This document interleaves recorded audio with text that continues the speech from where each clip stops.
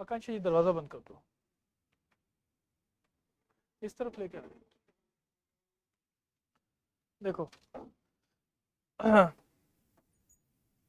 अभी कुछ बच्चे आप में से मेंस दे रहे हैं जिनका प्रीलिम्स हो रहा है, ठीक है, जिनका हो रहा है प्रीलिम्स, हो तो प्रीलिम्स के लिए पढ़ना, मेंस के लिए पढ़ना शुरू करो। उनके लिए तो अब एक ही काम हो, मेंस का कवर शुरू करो। और जो बच्चे मेंस दे रहे हैं वो सिंपल एक चीज़ है, 2 या 3 दिन का रेस्ट मैक्सिमम। और 2-3 दिन के रेस्ट में यू प्लान की स्ट्रेटजी क्या रखोगे। और स्ट्रेटजी का मेरा मतलब है कि ऑप्शनल की टेस्ट सीरीज कहाँ से लेने वाले हो, जीएस की टेस्ट सीरीज कहाँ से लेने वाले, या कोई ऐसा सब्जेक्ट जो आपको प्रिपेयर करना है जो आपको वीक लग रहा है, एथिक्स हो गया, एसए हो गया, कहाँ से क्या करना है, दैट स्ट्रेटजी प्रिपेयर। वो चाहो तो मुझसे डिस्कस कर सकते हैं, उसको इम्प्लीमेंट करना शुरू कर दो। राइट, ठीक है। अब आता है उन बच्चों के लिए जो बच्चे इस साल प्रीलिम्स शायद नहीं क्लियर कर पाएंगे। तो उसमें दो टाइप के हो, एक तो है जिन्होंने ईपीएफओ फॉर्म भरा हुआ है और जिन्होंने अब सिर्फ नहीं भरा है ये फॉर्म और नेक्स्ट ईयर सिर्फ यूपीएससी सीएससी के लिए प्रिपेयर करेंगे या किसी और एग्जाम को फिल कर रहे हैं तो उसको प्रिपेयर करें। राइट, तो जिन्होंने ईपीएफओ फॉर्म भरा हुआ है, आप सिंपल पहली बात ये समझो कि इसमें आपके होने के चांसेस, अगर आप कंपटीशन की बात करते हो तो competition wise it is just like कि जिन बच्चों ने इस बार प्री दिया, जिनका नहीं हुआ, ठीक है, नहीं हुआ, एक तो सीसेट की वजह से नहीं हुआ होगा, एक जीएस की वजह से नहीं हुआ होगा। तो जिनका जीएस की वजह से नहीं हो रहा है वो थोड़ा सा लोअर एंड पे है, जिनका सीसेट की वजह से नहीं हुआ उनको जीएस तो आता है पर सीसेट में वो वीक है और जिसकी वजह से वो ज़्यादा डिसहर्टन हो गए। दूसरा क्या है, 1-2 महीने से लगातार पढ़ रहे थे बच्चे तो एग्जॉस्ट हो गए। तो मोस्ट प्रोबेबली ईपीएफओ के लिए जो प्रिपेयर कर रहे होंगे ना बच्चे, उनमें से बहुत कम बच्चे जो सीरियसली अभी स्टार्ट करेंगे। वो एक हफ्ता रुक के स्टार्ट करेंगे या तो, या 2 हफ्ता रुक के स्टार्ट करेंगे, या एक हफ्ता पहले ही शुरू उसको करेंगे पेपर से पहले। तो ईपीएफओ के अंदर कॉम्पिटिशन कम। और जिन बच्चों ने इस साल एग्जाम दिया ही नहीं था वो पहले से लिथार्जिक हो गए थे, बिकॉज वो वेट कर रहे थे कि यूपीएससी का पेपर हो तो उसके बाद हम करें। तो आई वुड सजेस्ट इसको लो सीरियसली। इसके लिए एक तो आप सॉर्ट आउट कर लो कौन से मटेरियल्स अवेलेबल है। पहले तो सबसे पहले पेपर देख लो, सिलेबस देख लो, किसके लिए करना क्या क्या। जीएस आपने ऑलरेडी यूपीएससी में किया हुआ था, पेपर वॉज डिफिकल्ट बट आपके लेवल का क्या प्रिपरेशन, आपने बेसिक्स कितना अच्छे से किया, वो अलग चीज़। तो एक आपको ये पता होना चाहिए। दूसरा, इसमें कौन से टॉपिक्स हैं, जैसे अकाउंटेंसी हो गया, लॉ हो गया, ये सब एरियाज आपको पता होना चाहिए, वो कहाँ कहाँ से करने हैं उसको आप देख। तो you can go for one test series, एक तो टेस्ट सीरीज आप लगा सकते हो, ठीक है, कलाम इज गिविंग तो 500 रुपीज़ की ईपीएफओ के लिए वो आप ज्वाइन कर सकते हो। दूसरा, देर आर यूट्यूब पे वीडियोज अवेलेबल है, इवन इसके अंदर भी 15 आवर का कोर्स है, तो उसके थ्रू आप जो अकाउंटेंसी लॉ वगैरह, लेबर लॉज वगैरह हैं, वो सारे एरियाज वहाँ से कवर कर सकते हो। अगर आप लेबर लॉज को कवर करते हो तो यू गेट एन एज। तीसरा आता है मैथमेटिक्स का पोर्शन जो आपको डेली प्रैक्टिस करना है। तो 3 पार्ट्स हैं उसके, तीनों पार्ट्स को आपको प्रिपेयर करना है। तो इसके लिए भी you have to make a strategy. एक दिन बैठो अपना आराम से, देखो कहाँ कहाँ से क्या क्या कर सकते हो, उस पर लग जाओ। And EPFO I am telling you, इसमें कंपटीशन कम रहेगा, सीट्स काफ़ी अच्छे हैं, तो सिलेक्शन होने के चांसेस बढ़ जाते हैं। तो इसको कैजुअली बिल्कुल मत दो, 1 महीना ही देना है उसको, 1 महीना दो। तो यू लीव एवरीथिंग, मेंस वगैरह सब कुछ छोड़ो, अपना ईपीएफओ के लिए करो, जिनका प्रीलिम्स नहीं हो रहा है, जो 2024 के लिए प्रिपेयर करो। ठीक है, 1 महीना और एक्स्ट्रा खींचने में कोई ज़्यादा एफर्ट नहीं लगेगा, पॉजिटिवली खींचो, कोई फर्क नहीं पड़ेगा, कर लोगे। अब आते हैं उन वाले बच्चों पे जो 2024 के लिए प्रिपेयर करें। ठीक है, एक तो चीज़ बच्चे, आप अब ये ईपीएफओ वालों के लिए भी जो ईपीएफओ वाला पेपर देने के बाद वो क्या करें, तो ये सबके लिए कॉमन चीज़। एक तो अपना कैलेंडर प्रिपेयर करो सबसे पहले, कि पूरे साल भर में कौन से एग्जाम्स हैं जो आप देने वाले। भाई स्टेट्स का पता चल जाता है कि स्टेट्स के एग्जाम निकलेंगे, यू मेक अ लिस्ट कि एक इस स्टेट का एग्जाम निकलने वाला है, और टेंटेटिव डेट्स भी हमारे पास होते हैं। कोई और एग्जाम है, नबार्ड का हो गया, डीएसएसबी का हो गया, या कोई और एग्जाम अगर आपने कहीं पे पोस्ट ग्रेजुएशन कर रहे हो उसका एग्जाम हो गया, तो उसको आप लिस्ट में डाल दो कि दिसंबर में कौन सा एग्जाम है, नवंबर में कौन सा एग्जाम है, सो that you have a time line कि किस टाइम पे आपको फ्री करना होगा खुद को उस एग्जाम के लिए। ठीक है, planning is most important, because planning नहीं होती इसलिए हमारा टाइम सारा हौच पौच होता है। कोई और ऑब्लिगेशन आपकी है, घर में किसी की शादी है, कई बार घर पे जाना होता है, कोई फंक्शन रहता है, या यू हैव समथिंग प्लान, जो पर्सनल प्लान्स होते हैं, तो वो जो भी चीज़ें वो कैलेंडर में डाल, और जो उसमें से अननेसेसरी चीज़ें उसको काटा लगा। ठीक है, अब एग्जाम वाइज जो प्लान की उसके लिए आपको एफर्ट कितना डालना है, जैसे नबार्ड है, नबार्ड में अगर आप जीरो से शुरू कर रहे हो तो आपको थोड़ा प्रैक्टिस ज़्यादा करना होगा। आपका सी ए पी एफ है, ऑलरेडी जी एस 4 रखा है, उसमें मैथमेटिक्स का थोड़ा पोर्शन रहता है, ऐसे आपको लिखना आता है, तो उसके लिए आपको कितना एफर्ट डालना होगा। या स्टेट सर्विसेज है, स्टेट सर्विसेज आपको स्टेट का पढ़ना होता है, और करंट अफेयर वगैरह आप सारी चीज़ वैसे पढ़ ही रहे होते हो, तो उसमें स्मॉल पोर्शन जो आपको एफर्ट डालना है। ठीक है, तो यू हैव टू बेसिकली हर एक एग्जाम वाइज आपको देखना है कि आपको क्या क्या उसके अंदर करना है, तो टॉपिक्स कौन से कवर करने हैं, उसमें टाइम कितना देना है। ठीक है, कैलेंडर बनाने के बाद दो स्टूडेंट्स जो अभी स्टार्ट कर रहे हैं, जैसे आपका एग्जाम ईपीएफ वगैरह खत्म होता है उसके बाद आप क्या करो, अभी आपके पास ना ऑप्शनल प्रिपेयर करने का बेस्ट चांस है। इस टाइम पे बेस्ट आप प्रिपेयर कर सकते हो ऑप्शनल अपना, क्योंकि टेस्ट सीरीज जो अवेलेबल हैं वो सारी की सारी सीरियस वाली होंगी। जो मेंस के बाद टेस्ट सीरीज आती हैं वो तो कम हो जाती हैं, फर्स्ट ऑफ ऑल तो ऑप्शंस कम हो जाते हैं उसमें, और टीचर्स भी उसको उतना सीरियस लेते हैं ना, कई बार कॉस्टली भी रहती है। इस टाइम पे जो टेस्ट सीरीज वो कॉम्पिटिटिव होती है, आपको पेपर्स बहुत मिल जाएंगे, बहुत लोग होते हैं जो ऑप्शन को फोकस कर रहे होते हैं, तो ये बेस्ट टाइम है आप अपना ऑप्शनल को प्रिपेयर करो। 3 महीने मेंस तक short list one test series according to your option उसको करो, ताकि 3 महीने में आपका लगभग 500 मार्क्स का अच्छे से हो जाए। ठीक है, किसी को डाउट इस चीज़ के अंदर, तो ये 3 मंथ्स टिल योर मीन्स आप अपने ऑप्शनल की टेस्ट सीरीज ज्वाइन करो और उसको फॉलो, उसको ढंग से प्रिपेयर करो। दूसरी चीज़ ऑप्शनल के अंदर 1 to 2 और more than this previous year questions के मॉडल आंसर्स बनाओ खुद के लिए। जो भी टॉपिक आपका है, जो भी टॉपिक आपने पढ़ा, for example you have geography as your option, कोई टॉपिक बताओ मुझे ज्योग्राफी का, कोई भी। प्री टेक्टोनिक्स से मान लो आज आपने प्री टेक्टोनिक्स पार्ट पढ़ा, प्लेट टेक्टोनिक्स आज पढ़ा है, तो प्लेट टेक्टोनिक्स के प्रीवियस ईयर क्वेश्चन क्या आए, किस टाइप के क्वेश्चन आए तो पहले देख लो। उनमें से कोई 2 या 3 क्वेश्चन जो मोस्ट ऑब्वियस वाले उनको लिखने की कोशिश करो। ठीक है, उनको एक बार अपना रफ आंसर लिखो। रफ आंसर लिखने के बाद यू सी किसी न किसी ने मॉडल आंसर तो बना ही रखे होंगे, उससे चेक करो कि आप क्या क्या मिस कर रहे हो, आपके नोट्स में क्या क्या एडिशनल पॉइंट्स में डाले जा सकते हैं। ठीक है, और फिर उसका एक मॉडल आंसर बना, तो अपना 1 आवर इन 1 या 2 क्वेश्चन के लिए दे दो, और 1 घंटा मेरे ख्याल से मोर देन इनफ। भाई 10 मार्क का क्वेश्चन है, 7-8 मिनट में लिख लोगे अपने हाथ से, या 10 मिनट में लिख लोगे, उसके बाद आपके पास 50 मिनट्स बच गए उसका आंसर पढ़ने के लिए, उसको बेटर करने के लिए।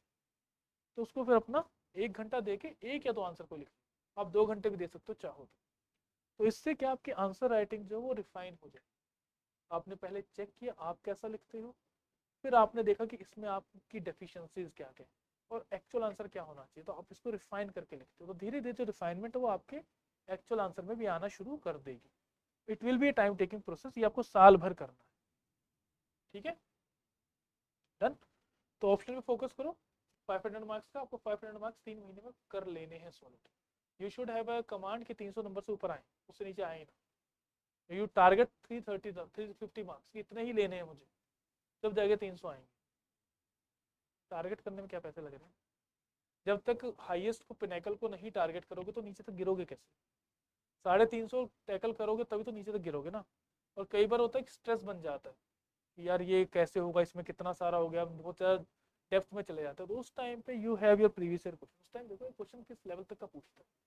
और कई बार बहुत पिक्यूलर क्वेश्चन आते हैं, तो आप ये देखो पिक्यूलर क्वेश्चन आता कितने बार, क्योंकि 85% of the paper it is from the जो हर साल आ रहा है, 10 से 15% पेपर ऐसा होता है जो आपको तंग करने वाला है, जो out of the blue question आते हैं, और हम क्या करते हैं out of the blue question पे फोकस करते हैं, उन पर फोकस नहीं करना है। इनिशियल पार्ट में आपको 85% पे फोकस करना है, 85 का मतलब 350 है मेरे लिए, कि आपको उसमें वो 350 का ऐसा प्रिपेयर कर लेना कि आपके आंसर के अंदर कोई कमियां ना निकाल पाए। ठीक है, और देखो प्रैक्टिकल इट इज 280 to 300 जो आप ला सकते हो, but if you target a bigger role तो बिगर में आप थोड़ा गिर जाओगे, या 320 का टारगेट कर लो, वो तो अचीवेबल है, उतना तो आया है पहले भी, तो उसको टारगेट करो। 350 इज फॉर मैकेनिकल वगैरह वाले बच्चों के लिए, आ जाता है मैकेनिकल के अंदर मैथ्स वगैरह, तो 300 टारगेट कर लो। ठीक है, तो उतना लेना है, और 280 प्लस तो लेना ही पड़ेगा आपको if you want to get selected as an IAS officer, top ranker में आना आईएएस आईपीएस वगैरह में, वरना फिर पीछे रैंक रहेंगे और इंटरव्यू का रोल बहुत बढ़ जाएगा। तो इंटरव्यू के रोल को अगर कम करना तो you have to scale up your option, कर लोगे। तीसरी चीज 1 essay पर वीक, एक ऐसे लिखना ही लिखना है एक वीक के, दैट इज मोस्ट इम्पोर्टेंट। ठीक है, हर संडे को you have to write 1 essay किसी भी हालत में। स्टार्ट फ्रॉम लास्ट 3 years के ऐसे ऐसे शुरू करो यूपीएससी। आपके पास कितने एसेस हो गए लास्ट 3 years? 24 एसेस हो गए। या आप लास्ट ईयर 2022 वाले से शुरू करो, 2 महीने तो आप किसी में निकल जाए, फिर 23 वाला आ जाएगा उन एसेस को लिखना। ठीक है, इट्स नॉट अबाउट कि टारगेट हिट करेगा वहाँ, इट्स ऑल अबाउट लर्न क्या करते हो ऐसे को लिखते कैसे, राइट।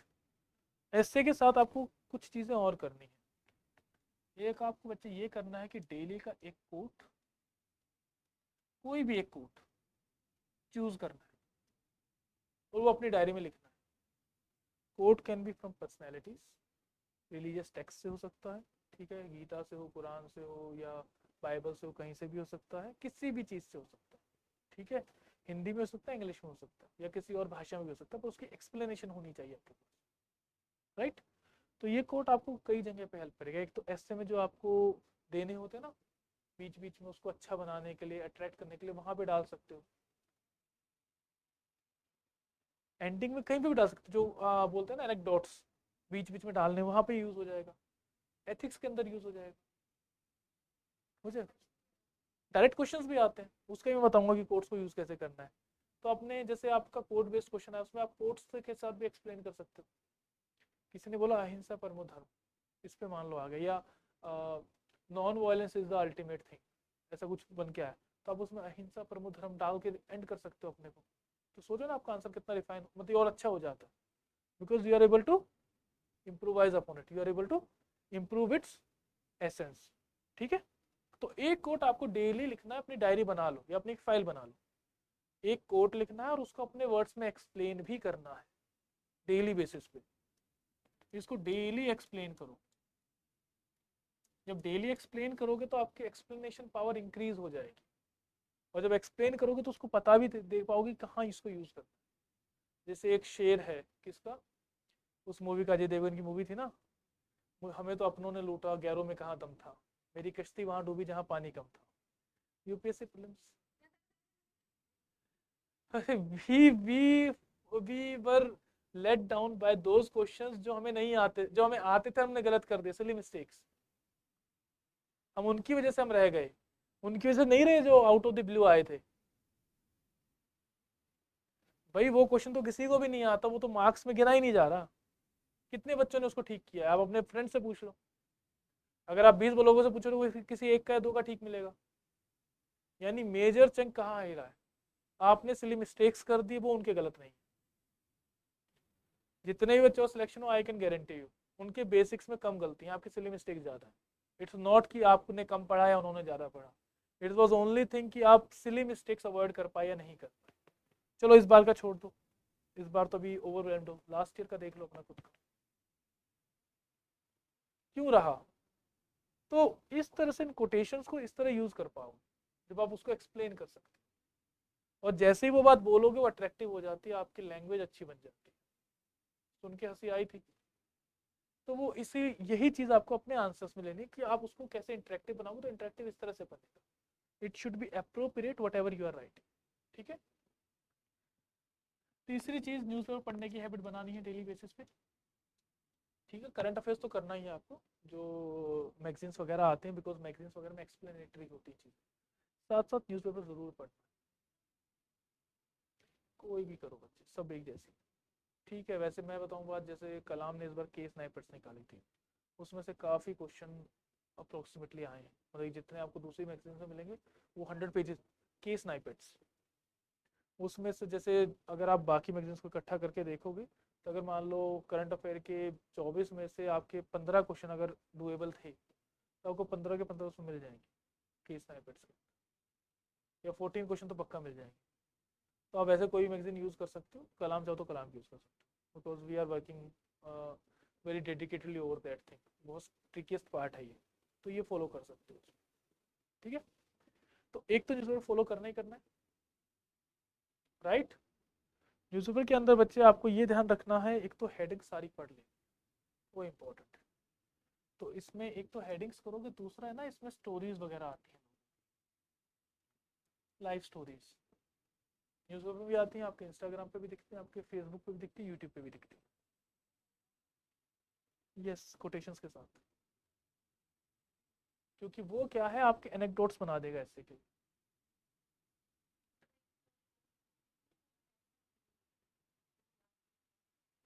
तो ये नोट डाउन डेली, एक तुम्हें करना है कुछ ना कुछ, कोट डाउन, कोट लिखो, स्टोरी कोई अच्छी मिल जाती है स्टोरी लिखो, इंस्पिरेशनल कोई मिलते हैं इंस्पिरेशनल लिखो, कोई केस ऐसा लगता है जो यार ये बहुत अच्छा केस है इसको डाल सकते हैं कहीं पे।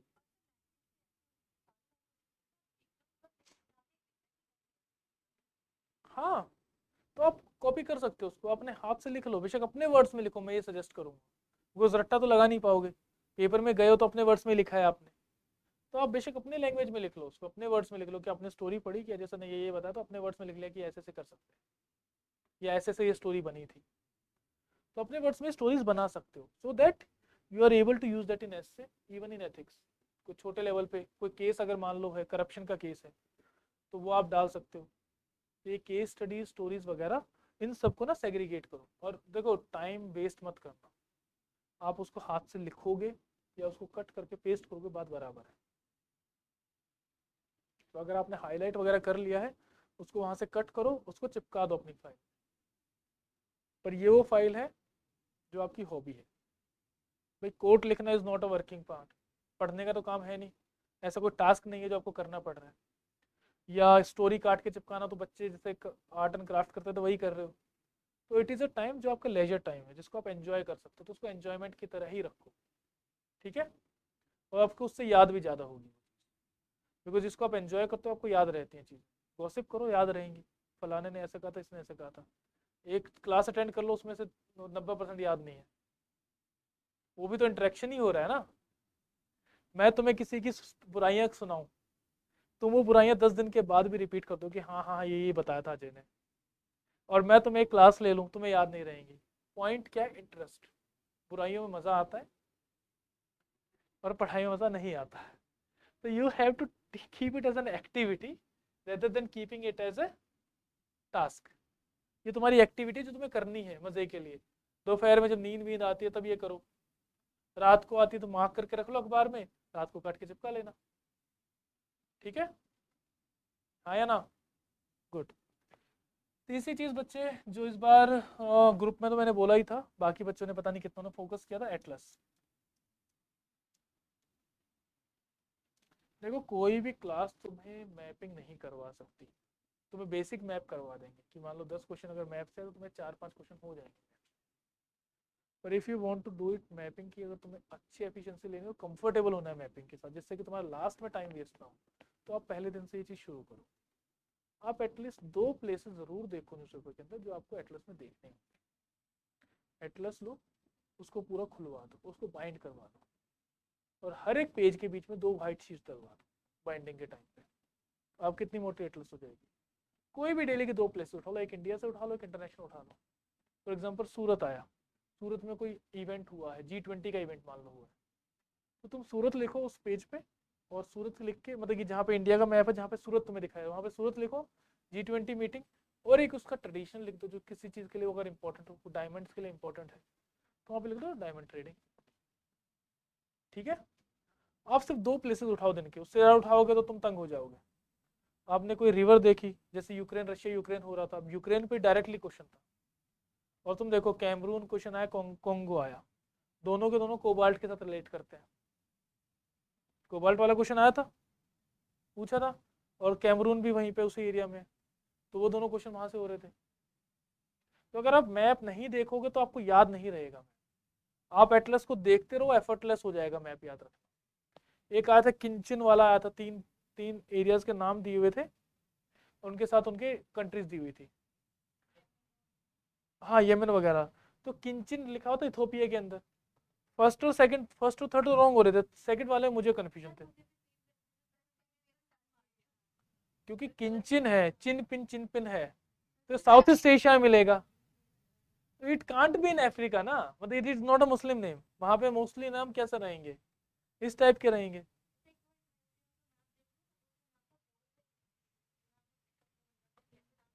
नहीं होंगे, तो वो तभी आपको ये सेंस आएगी, तब आप चीज़ों को स्टडी करोगे। वो सेंस अपने आप से नहीं आएगी। अब बच्चा कह सकता है सर आपकी किस्मत अच्छी थी। यार किस्मत ऐसे अच्छी नहीं होती।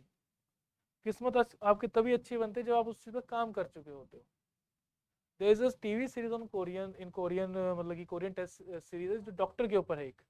ठीक है, अभी वो इसलिए फेमस है क्योंकि उसका सेकंड और थर्ड सीजन भी आ रहा है। वरना कोरिया के अंदर एक ही सीजन आता है, पर दैट इज जस्टिन बिकॉज उसका फर्स्ट सीजन हिट था, उसका सेकंड और थर्ड सीजन भी आ रहा है। तो दैट पर्सन जो डॉक्टर था वो ये करता था कि वो मोस्ट डिफिकल्ट ऑपरेशन जरूर करता था। ठीक है, और उसके बाद सक्सेसफुल हो जाते थे ऑपरेशन। तो उसको कोई भी आके ये बोलता था कि तेरी किस्मत अच्छी थी इसलिए तेरा ऑपरेशन सक्सेसफुल हो गया, वरना होना नहीं था। जो फेलो डॉक्टर्स थे ये जलेंगे ही वो तो ही वॉज, मतलब कि वो दूसरों को गाइड भी कर रहा था, लोअर डॉक्टर्स को। तो उसे ये हमेशा जिंदगी भर सुनता हुआ आया था।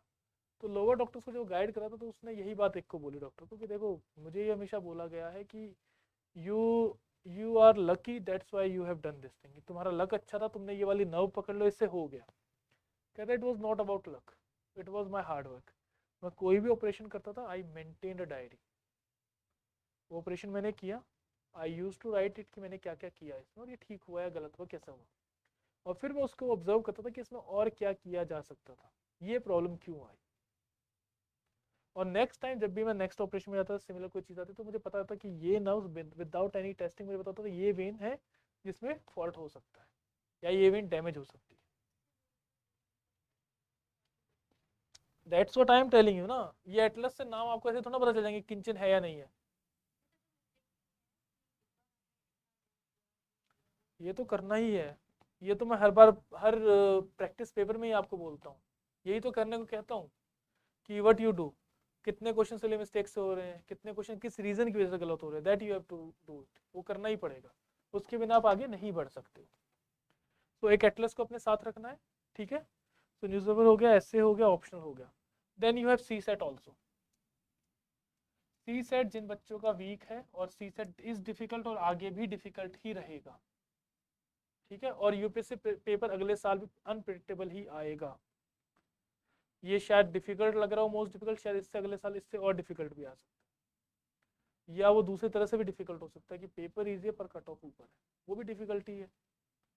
अगर if you are getting 110 marks और कट ऑफ 120 है तो 110 किस काम की है, यानी कुड हैव स्कोर 130 140, तब आप कुछ लेवल बनाया था आपने। तो आपको अपना लेवल रेज करना बजाय यूपीएससी को क्रिटिसाइज करने की। उसका काम है हार्ड पेपर बनाना। वो कैसे एक जेन्युइन बच्चे को लेके आएगा, वो बच्चा जो एटलस डेली कर रहा है, जो जिसको आइडिया है कि जगह हो सकती है वहाँ नहीं हो सकती, वो ज़्यादा कैपेबल है सिलेक्ट होने के लिए, बजाय उसके जो एटलस पढ़ ही नहीं रहा है, जो सिर्फ कुछ क्लासेस करके चला गया। तो सी set paper will be difficult if you have weak spots in C set. Comprehension में प्रॉब्लम है, डेली के 2 कॉम्प्रीहेंशन अभी से लगाना शुरू करो। आई कैन गारंटी यू 1 साल के अंदर कॉम्प्रीहेंशन में आपके 90% से ऊपर एफिशिएंसी रहेगी, डेली 2 लगाने। ठीक है, because by that process you will analyse कि क्या चीज़ देखनी क्या चीज़ नहीं देखनी। प्रॉब्लम आती है फिर भी 10-15 दिन के बाद कॉम्प्रीहेंशन की नहीं हो रहे हैं सही, तो मेरे से पूछना है। दूसरी चीज़, इफ़ यू हैव मैथ्स अगर वीक है तो मैथ्स 2 रीजंस की वजह से वीक हो। एक होता है कि आपको बेसिक्स ही नहीं आता, बेसिक मल्टीप्लिकेशन में मिस्टेक्स कर देते हो, बेसिक एलसीएम निकालना नहीं आता। एक दूसरा होता है प्रैक्टिस नहीं किया। जैसे मुझे मैथ्स तो आता है, तो मैं प्रैक्टिस नहीं कर रहा हूँ, तो मेरी कैलकुलेशन पावर कम हो जाएगी, जिसकी वजह से मैं टाइम ज़्यादा लूंगा और फिर मैं क्वेश्चन कम अटेम्प्ट कर पाऊँ। सिंपल सा फंडा है। तो अगर आपका प्रैक्टिस कमी है तो प्रैक्टिस को तो बच्चे आप 10-15 क्वेश्चन डेली लगाना शुरू करो, यू कैन डू इट।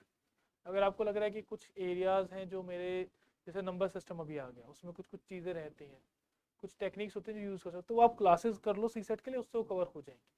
अगर आपका बेसिक्स वीक है मैथ्स का, बेसिक में ही प्रॉब्लम आ रही है मैथ्स की, तो सी सेट क्लासेस इतनी हेल्प नहीं करेगी। You need to find a teacher जो आपको बेसिक्स करवा सके, जो आपको 6th क्लास से लेकर 10th तक की एनसीईआरटीज कवर करवा सके।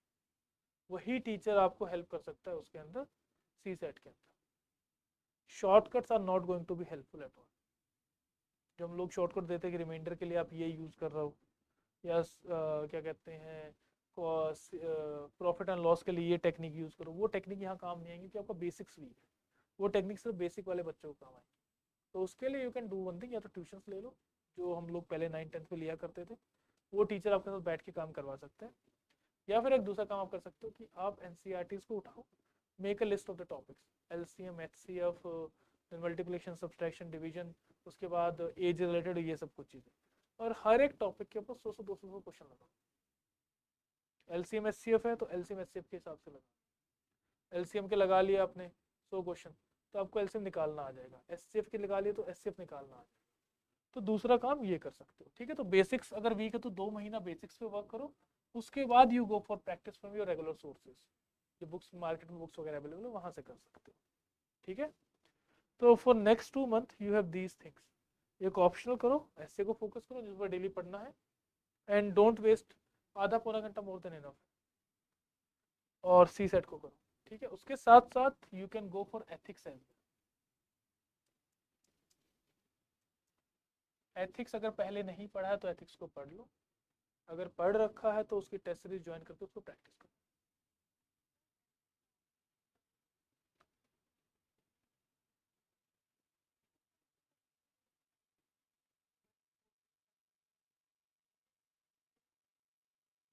तो एक तो ये चीज़ आपको हेल्प करेगी कोटेशन बेस्ड, ठीक है।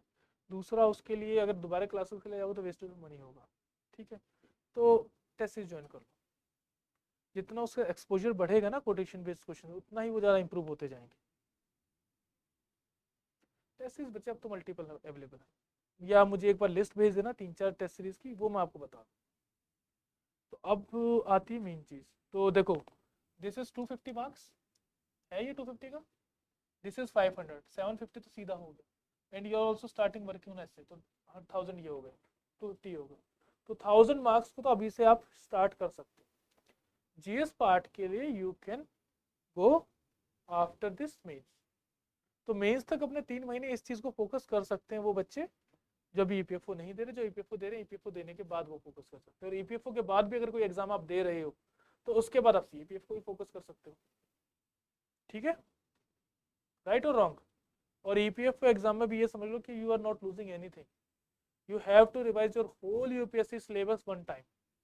एक बार तो रिवाइज करना पड़ेगा, एक बार अभी रिवाइज किया तो एक बार और रिवाइज हो जाएगा, तो आपको अपने वीक स्पॉट्स पता चल जाएंगे कि यार ये वाले टॉपिक्स हैं, ये मुझे दोबारा करने हैं, ठीक है। तो उसको रॉन्ग मत लेना। इवन सी सेट भी प्रिपेयर करोगे अभी, the additional part that you have to do is your accountancy या लेबर लॉज वगैरह, तो वो आपके नॉलेज में ऐड हो जाएंगे, आने वाले टाइम में इंटरव्यू में अच्छे से डील कर पाओगे। इवन लेबर लॉज वगैरह पार्ट तो आपका इसमें भी आता है, पेपर 3 के अंदर भी है, तो कुछ ना कुछ वहाँ से ऐड कर दोगे, तो जो पढ़ोगे वो वेस्ट कभी नहीं जाएगा, ठीक है। ये सब करना है बच्चे। अब आपके पास जो 3-4 दिन बचेंगे, मतलब मैं आपको वीक का टाइम दे रहा हूँ कि वीक में अपना आराम से मंडे तक, या आप चाहो तो उससे ज़्यादा एक्सटेंड करना है, 1.5 वीक लेना, 1.5 वीक भी ले सकते हो। वैसे मैं कहूँगा मंडे तक अपना रिलैक्स करो, उसके बाद काम पे लग जाओ, बिकॉज रोने धोने से और उससे तो कोई चेंज आने वाला है नहीं। If you want to clear the exam you have to focus upon it. तो वीक के लास्ट में what you do is that, इस पूरे वीक में आप देखो ऑप्शनल के लिए क्या क्या ऑप्शंस अवेलेबल हैं, इसकी कौन सी टेस्ट अवेलेबल है, तो उसकी एक लिस्ट बना लो, और ये देखो कौन मेंटरशिप भी दे रहा है, ठीक है। तो अप्रोप्रिएट आपके रिसोर्सेज के अकॉर्डिंगली और कितने नंबर ऑफ टेस्ट आप दे सकते हो, उसका क्या शेड्यूल, उसके हिसाब से शॉर्ट लिस्ट कर लो, और फिर उनमें से कोई एक टेस्ट डिसाइड कर सकते हो। सिमिलरली एथिक्स के लिए भी ये चीज़ कर लो, और सी सेट तो अपने आप से कर, सी सेट का मटेरियल इकट्ठा कर लो, अपने आप को आइडेंटिफाई करो भी मेरा कौन सा एरिया वीक है, मुझे कौन सी चीज़ करनी है। न्यूज़पेपर वगैरह के लिए तो यू कैन स्टार्ट अभी आज से शुरू कर सकते हो, कल तक की वेट करने की ज़रूरत नहीं है। और कुछ रह गया यहाँ पे करने के लिए, कैलेंडर, ऑप्शनल, एथिक्स, साथ में सी सेट, फिर you have essay and newspaper. हाँ, यही चीज़ रह गई थी। एक मिनट, आ गया, ये हटना होगा मुझे। डन, यहाँ तक क्लियर है। तो अब आते हैं बच्चे आपकी दूसरी चीज़ पे कि एप्टीट्यूड कैसे डेवलप करोगे अपना। देखो इस बार जो सारे क्वेश्चंस आए वो ऐसा नहीं है कि आपके नॉलेज बेस से हो जाएंगे, काफ़ी सारे क्वेश्चन ऐसे हैं जो आपको सिर्फ अंदाज़ा, इंट्यूशन, लॉजिक्स वगैरह या ओपन माइंड से करना पड़ेगा चीज़ों को।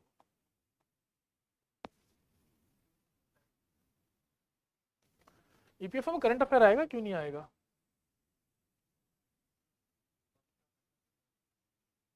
इस मंथ का करंट अफेयर हायर करना पड़ेगा आपको, मई तक का और मई 15 जून 15 तक का तो करना पड़ेगा, क्योंकि 20 हम अगर लगाएं 20 डेज पहले पेपर बन रहा है तो आपको इतना तो करना ही पड़ेगा। ठीक है, अब देखो, नाउ थिंग्स आर कि एक तो आपका इंटरव्यू है, उसको भी आपको फर्स्ट डे से प्रिपेयर करना चाहिए, एंड इवन जो प्रीलिम्स भी है, इवन मैं कहीं ना कहीं मेंस को ही मानता हूँ कि इसमें आपकी जो जर्नल अवेयरनेस है वो अच्छी होनी चाहिए। तो पहली चीज़ तो ये है कि अपनी हॉबी अभी से डेवलप करना शुरू करो। आइडेंटिफाई करो यार अपनी क्या हॉबी है, तुम्हें क्या अच्छा लगता है करना। ठीक है, जैसे मान लो किसी को पेंटिंग करना पसंद है, किसी को म्यूजिक सुनना पसंद है, किसी को गाना पसंद है, किसी को डांस पसंद है, किसी को मूवीज देखना पसंद है, विच एवर ही लाइक्स। तो पहले अपनी 3-4 हॉबीज, जो आपको 3-4 चीज़ें पसंद है वो करो। For example if you ask me, मुझे क्रिकेट खेलना पसंद है, कि क्रिकेट देखना नहीं पर खेलना पसंद है। आई लाइक टू क्राफ्टिंग, मान लो मुझे पसंद है, मुझे क्राफ्ट करना पसंद है। या किसी को पसंद होता है कि टूटी फूटी चीज़ों को कुछ बनाना पसंद होता है। तो वट एवर इट इज़, तो अपनी हॉबीज़ को आइडेंटिफाई। ठीक है, और आप उन हॉबीज़ में देखो कि आप क्या क्या कर पाते हो। इट्स नॉट अबाउट कि कितने प्रोफिशिएंट हो उसके अंदर, हॉबी के अंदर। उन्हें डांसर नहीं चाहिए वहाँ पे कि कोई कथक कर रहा है जाके आईएएस ऑफिसर। उन्हें कोई म्यूजिशियन नहीं चाहिए जो वहाँ पे जाके मतलब कि गा रहा है। उन्हें चाहिए जो एडमिनिस्ट्रेशन हैंडल कर पाए। तो वो हॉबीज़ के थ्रू देखना क्या चाह रहे हैं, दे वांट टू सी कि आपका क्या अप्रोच है अपनी लाइफ में। डू मूवीज़ को वॉच करते हो तो मूवीज़ के अंदर दो चीज़ें, एक है एंटरटेनमेंट, कि आप वहाँ गए, हंस के कूद के खेल के वापस आ गए। दूसरा क्या, उससे आपको इन्फॉर्मेशन भी मिलती है, आपको उससे लर्निंग भी मिलती है, अगर कोई अच्छी मूवी है तो। अब मैंने आपको जो शेर बोला था वो तो किसी मूवी से उठा के लाए थे हम लोग, या कोई इंस्पिरेशनल मूवीज भी होती हैं। तो that is one part, entertainment part एक है। दूसरा पार्ट ये है कि जिसने ये बनाया है क्या आप उसको अप्रिशिएट कर सकते हो। The person who has made this, director का नाम पता है या नहीं पता? कि you for example if you have interest in action movies, तो तुम्हें सिर्फ टॉम क्रूज का नाम पता है या इसके बाद जो इसमें स्टंट्स वगैरह डालते हैं उनका नाम पता है? They are also working hard ना। और कौन सी टेक्निक्स इसमें यूज हो रही हैं, किस टाइप की नई मूवीज आ रही हैं, ओटीटी का फ्यूचर क्या है। तो what I want to tell you is that सिर्फ एंटरटेनमेंट तक अपने आप को रिस्ट्रिक्ट मत रखो। You should have a opinion over the things, you should also inquire about the things. तो ओपिनियन एंड इंक्वायरी दो चीजें हैं जिस पे आपको वर्क करना पूरे साल। ओपिनियन, स्पेलिंग गलत हो गई, ओपिनियन एंड इंक्वायरी, या व्हाट आई से इंक्वायरी, कि आप इंक्वायर करो चीज़ों को कि ये है तो कैसे है। Will all bye my mobile phones, ये मैंने अभी एग्जांपल भी दिया था। हम मोबाइल फ़ोन बाय करते हैं सब लोग, एंड ऐसा नहीं हमने रिसेंट में ही बाय किया होगा। And we all have the possibility of funds. हर कोई लेना एप्पल चाहता पर एप्पल नहीं लेता, तो वो कंपेयर करता चीज़ों को। When you compare the things, the technologies they have brought in, वो मेंशनड होती हैं। कोई फोल्डेबल फ़ोन आ रहा है, एक्सेलेरोमीटर वगैरह सब में होता है। तो is it, shouldn't you see कि ये होती क्या चीज़ है। तो दैट इज इंक्वायरी, कि जो चीज़ें आपके आसपास हो रही हैं उनको देखो तो एक बार कि वो होता है, एटलीस्ट बेसिक आइडिया हो। Nobody is asking you to technically find it, पर आपको ये बताना चाहिए इसका फंक्शन क्या है। तो that sense of inquiry you have to develop it. अगर वो सेंस ऑफ इंक्वायरी डेवलप नहीं करोगे ना, तो जो ये क्वेश्चन आ रहे हैं, वॉबलिंग डांस हो गया, ये एक्सेलेरोमीटर वाला क्वेश्चन हो गया, लास्ट टू लास्ट 2-3 साल पहले आया था सोडियम ग्लूटामेट के ऊपर आया था जो मैगी वाला था। तो सोडियम ग्लूटामेट कहाँ कहाँ मिलता है। तो यार इंडिग्रेंट्स देखना तो आपका काम है ना, एक कंसर्न सिटीजन का काम है। कल को you are IAS officer, IPS officer, या जो भी आप एडमिनिस्ट्रेशन संभालोगे, तो आपको ये चीज़ देखनी नहीं होगी कि गलत क्या हो रहा है। यू शुड बी ऑब्जर्वेंट और इंक्वायरफुल। तो आपको अपनी ऑब्जर्वेशन, इंक्वायरी और ओपिनियन तीनों चीज़ें बनानी है। When you are going to make these things ना, तो आपके प्रीलिम्स मेंस और इंटरव्यू में हेल्प होगी ही होगी। अब वॉबलिंग डांस है, जैसे क्वेश्चन था वॉबलिंग डांस के अंदर, I had just this sense कि यार बट जो हनी बीज होती हैं वो कम्युनिकेशन में यूज़ करती हैं कुछ डांसिंग वगैरह, और ये न्यूज़ में था, नॉर्मल जनरल इन्फॉर्मेशन में भी है। तो अगर मुझे चूज़ करना हो चारों में से, तुक्का ही माना, तो मैं उसके साथ तुक्का मारूंगा। अब कोई मेरी किस्मत कह सकता है, कोई कह सकता है कि इन्फॉर्मेशन तो उसके बेस पे मैंने इंट्यूशन डेवलप कर, इंट्यूशन या गट फीलिंग से मैंने क्वेश्चन को किया। तो गट फीलिंग को अगर पॉजिटिव करना है तो you should have information, you should have that sense of curiosity, inquiry. अगर वो आपके अंदर नहीं होगा तो you will be limited to the books. आप बुक वॉर्म बन के सिर्फ रह जाओगे, और बुक वॉर्म्स नहीं चाहिए। They don't want IAS officers who are comparable to AI, they want those officers who can beat AI. तभी सीसेट का पेपर चैट जीपीटी से नहीं हो पाना। तो दे वांट थिंकिंग माइंड्स, उन्हें चाहिए जो सोच सके, उन्हें रटे रटाए नहीं चाहिए। अगर आप सिर्फ इस सेंस में प्रिपेयर कर रहे हो कि नहीं सिर्फ रट लिया और काम हो जाएगा, तो रटने से बात नहीं बनेगी। तो अब से व्हेन यू आर देयर, अगर आप किसी रास्ते से आते हो, आपको पता होना चाहिए रास्ता हो क्या रहा है। मेट्रो ट्रेन डिफरेंट कैसे नॉर्मल रेलवे से, इंजन नहीं होता इसमें। और वंदे भारत ट्रेन कैसे डिफरेंट है, प्रैक्टिकली तुम्हारे सामने है। ऐसा नहीं है कि तुम्हें कहीं और जाके किसी और देश में जाके देखना है, कहीं और बुक से पढ़ना है। तुम्हारे सामने है कि मेट्रो में मैंने इंजन आज तक नहीं देखा, नहीं देखा ना, वो छोटा सा केबिन होता है बस उसका। और वही अगर मैं नॉर्मल ट्रेन देखता हूँ उसमें 2 इंजन तक लगे होते हैं। ऐसा क्यों? एक और चीज, if you see metro tracks, उसमें कोई गैप्स नहीं दिखते कई बार, और नॉर्मल में होते हैं। हमें पढ़ाया जाता थर्मल एक्सपेंशन के लिए। तो देखो उसको क्यों है ऐसा, क्या लॉजिक है उसके पीछे, कौन सी टेक्नोलॉजी वो यूज कर रहे हैं। समझ रहे हो? हाइड्रोजन फ्यूल वाला है। हाइड्रोजन फ्यूल में क्या, एक बार वीडियो तो देख लो उसका, बनता कैसे हाइड्रोजन फ्यूल से, काम चलता कैसे। हाइब्रिड टेक्नोलॉजी अभी आ रही है, ईवी टेक्नोलॉजी आई है। तो एक एक दो दो वीडियोस यार, ये तो एक जनरल अवेयरनेस है, एक नॉर्मल आदमी भी इन चीज़ों को कर सकता है।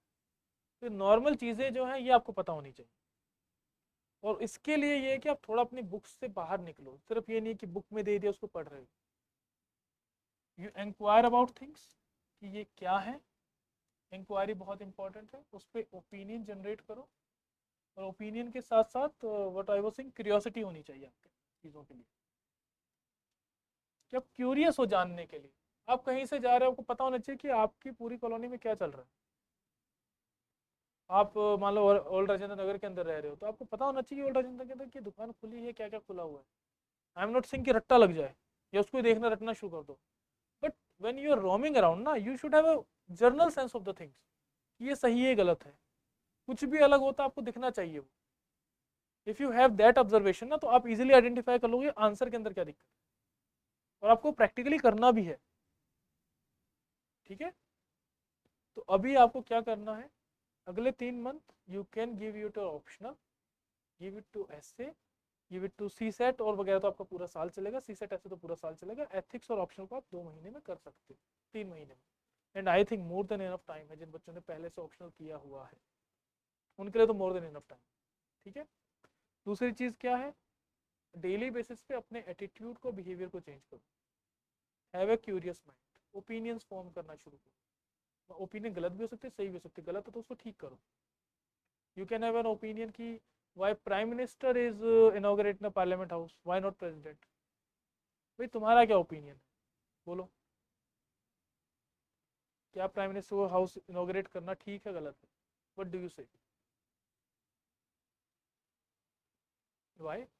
तो फिर नेशनल हाईवे भी सारे प्रेसिडेंट ही इशू वो करेगा, इनॉग्रेट।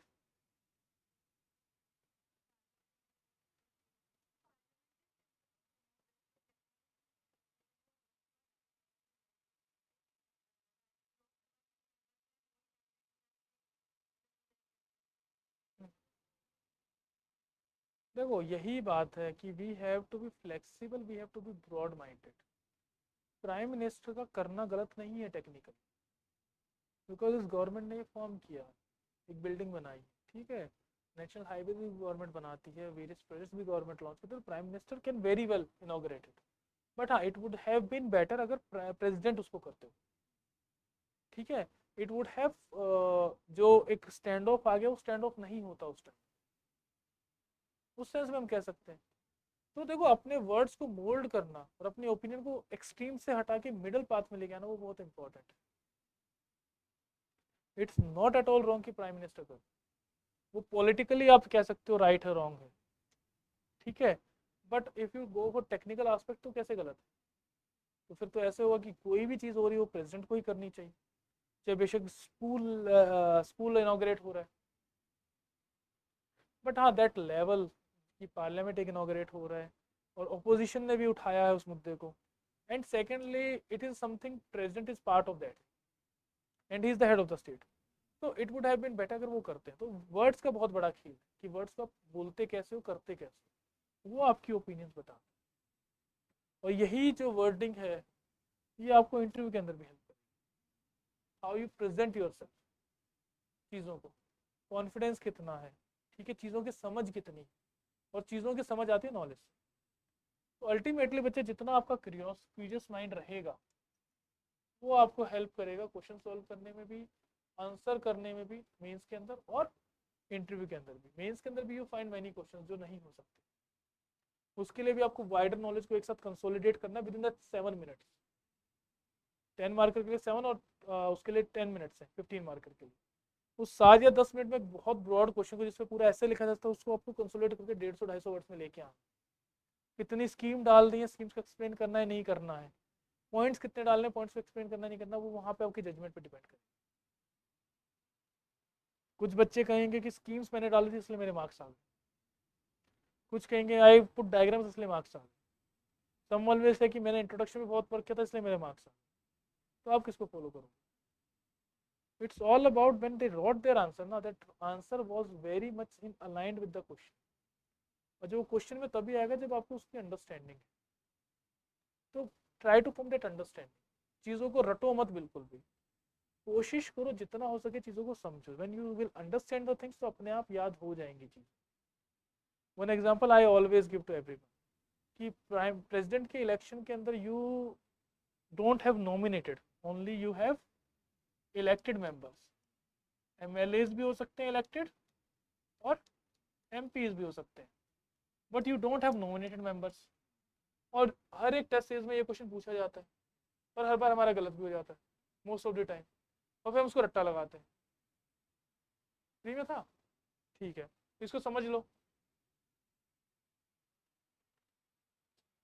चलो वो तो फिर तुमने ओवरलुक किया, सिली मिस्टेक की है, ठीक है, एक तो मिल ही गया तुम्हें, अपनों ने डुबाया नहीं। अब मैं लॉजिक देता हूँ तुम्हें। अच्छा, तो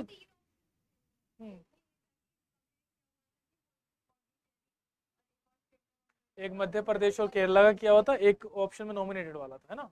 और आई डोंट नो।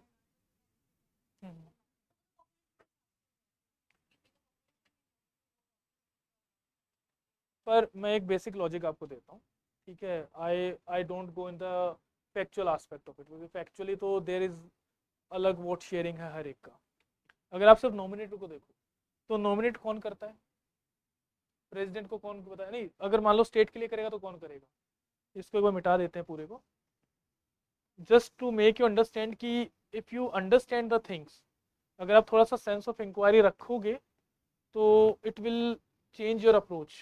या आपके लिए बहुत बर्डन कम कर देगा चीज़ों को रट्टा लगाना, कि क्या क्या याद रखे वाली जो चीज़ है ना वो कुछ हद तक केटर हो जाएगी। प्रेसिडेंट के इलेक्शन में इलेक्टोरल कॉलेज कौन कौन बनाता है? एमपीज, एमएलएज, ठीक है, और नॉमिनेटेड मेंबर नहीं होते इसके अंदर, और एमएलसी भी नहीं होते ना एमएलसी। क्यों नहीं होते? क्वेश्चन ये है, नहीं होते तो पता है क्या है, पता है क्यों नहीं होता ये देखना है। जब तुम क्यों नहीं होता देखोगे तो तुम्हें ये चीज़ याद रहेगी, how I have learn this या how I have understood it. कई बार आपका लॉजिक सही हो सकता है, कई बार रॉन्ग हो सकता है, but when you have that कि आपको लॉजिक के साथ ही चीज़ें याद रखनी तो याद हो जाएंगी। देखो, प्रेसिडेंट किसको रिप्रेजेंट करता है? पीपल को, इनडायरेक्टली। ये लोग हमारी तरफ से इलेक्ट करते हैं और फिर मतलब कि हम इनको इलेक्ट करते हैं, ये हमारे लिए प्रेसिडेंट को इलेक्ट करते हैं, राइट? अब the basis of anything that is happening in constitution किसके बेसिस पे? जस्टिस के बेसिस पे। We have to provide justice, तो this should be based upon justice. न्याय होना चाहिए, दैट इज इम्पोर्टेंट। एथिक्स का ही बेसिक प्रिंसिपल न्याय है, और हमारे पूरे के पूरे पार्लियामेंट्री सिस्टम का ही बेसिक न्याय है। गवर्नेंस, ई गवर्नेंस क्यों है? ताकि हम जस्टिस प्रोवाइड कर सके, फेयरनेस ला सके। ठीक है, गवर्नेंस रिफॉर्म क्यों है? ताकि हम जस्टिस प्रोवाइड कर सकें। अब अगर जो इलेक्टेड गवर्नमेंट है, कोई भी पार्टी जो इलेक्टेड है, अगर उसको ज़्यादा लेवरेज मिल जाएगी प्रेसिडेंशियल इलेक्शन के लिए, तो जस्टिस हैम्पर होगा, होगा ना? तो देखो, नॉमिनेट कौन करता है? प्रेसिडेंट को कौन एडवाइस करता है? काउंसिल ऑफ मिनिस्टर किसी पार्टी से है ना, रूलिंग पार्टी से। तो यानी ये नॉमिनेटेड मेंबर्स रूलिंग पार्टी को ही तो रिप्रेजेंट कर रहे हैं कहीं ना कहीं पे। And politically it is very possible कि वो अपने फेवरेट्स को, या जिनकी तरफ वो इंक्लाइंड है, या जो उनकी पार्टी की तरफ इंक्लाइंड है, उनको करेंगे। It's also a game of political calculations. MLC कैसे बनता है? 20-30 20 सॉरी क्या कहता है, 50-30-30 ऐसे कुछ करके होता है, ठीक है, जो भी अभी है। उसके अंदर इफ यू सी, एमएलसी जो है म्युनिसिपल काउंसिल, जो लेजिस्लेटिव काउंसिल, उसको डिस्ट्रॉय भी किया जा सकता है, उसको बनाया भी जा सकता है। तो कहीं ना कहीं वो किससे डिस्ट्रॉय होता है? स्टेट के उससे। स्टेट चाहे, स्टेट असेंबली अगर बोलती है कि नहीं हमें जरूरत नहीं है एमएलसी की, तो वो इसको करवा सकती है, हटवा सकती है ना। और हटवाने के लिए फिर इसका भी रोल आ जाता है, सेंट्रल गवर्नमेंट का, दोनों पार्टियां सेम ही हो तो। और मान लो एमएलसी के अंदर they have the opposition majority, तो किसी को हटवा भी सकते हो, किसी को बनवा भी तो सकते हैं। उन्हें लगता है कि they are not getting enough vote, late तो नहीं, तो निकल सकते हो। पता है तुम्हें, तो बताया हुआ मैंने पहले भी। ठीक है, निकल सकते हो बिल्कुल। बाकी अगर कुछ हो तो फिर कॉल पे कहूँगी।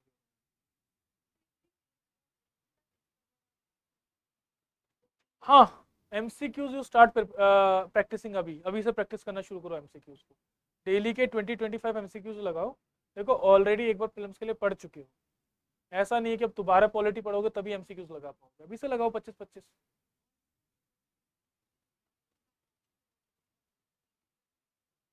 मेंस की टेस्ट करोगे तो ओवर बर्डन हो जाओगे, फिर फोकस नहीं कर पाओगे। ये साइड बाय साइड, जैसे एथिक्स मैंने बोला करने के लिए, आपको लगता है यार गवर्नेंस भी साथ में कर लेते तो गवर्नेंस भी साथ में कर लो। अभी 3 महीने में टारगेट योर शुड बी कि इसमें ना एक प्रोफिशिएंसी आ जाए, कि आने वाले 3 महीने के बाद जो आने वाले 8-9 महीने आएंगे उसमें आप ऑप्शनल के लिए डरो ना कि कब करूँ मैं। ठीक है, और ये हाई टाइम है, इसमें अब एक चीज़ पे फोकस करो, इसलिए मैं मल्टीपल चीज़ें बता ही नहीं रहा हूँ। तो एक चीज़ आपकी एक्सेस रहेगी, ऑप्शनल एंड एथिक्स, इनको कर लो अच्छे से पहले, ताकि इसमें आपका एक लेवल बन जाए। आप इसमें कभी घबराओ ना कि इसको कहाँ से प्रिपेयर करना है, इसके नोट्स प्रिपेयर रहे हमेशा, रिवीजन नोट्स प्रिपेयर हो जाए आपके, उस पर पूरा एफर्ट डाल दो जो कर सकते हो। उसके बाद क्या, 3 महीने के बाद इनकी सिर्फ प्रैक्टिस करनी, एथिक्स की भी और ऑप्शनल की, फिर अपना जीएस पे फोकस करना।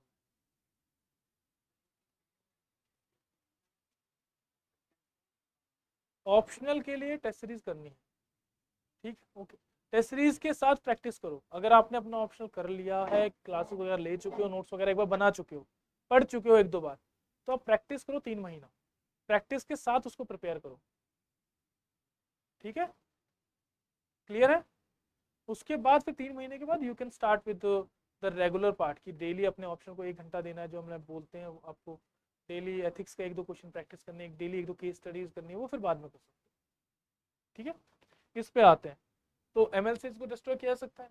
तो कहीं ना कहीं ये दोनों प्रोविजंस पॉलिटिकली किसी एक चीज को किसी एक रूलिंग पार्टी को फेवर करती हैं, तो ये जस्टिस के अप्रोच नहीं, अलग नहीं जा रहा है। तो ऐसी चीज जो जस्टिस के अगेंस्ट जाएगी उसको काट नहीं देंगे। भाई इसमें कोई भी बैठा वो, हम उसको हमने इलेक्ट किया, इट ही और she was elected by the people of the country also. उसमें इनका रोल सिर्फ इतना, अपनी एक वोट का रोल है। पर यहाँ पे जो रोल है, वहां पे ये अपनी एक वोट से डबल कर। तो ये नेपोटिज्म कह लो, या मतलब जो भी वर्ड आप यूज करना चाहो नेगेटिव सेंस में, वो आप यूज कर सकते हो, बट ये फेयरनेस के अगेंस्ट जाएगा। तो free and fair election is the basis of our any of our election.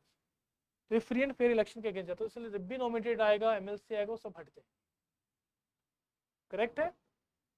तो इलेक्शन में इसलिए इन दोनों का रोल नहीं। अब आई डोंट थिंक कि इसके बाद तुम्हें याद रखने की जरूरत है, रट्टा लगाने की जरूरत है इलेक्टोरल कॉलेज कौन बनाता है।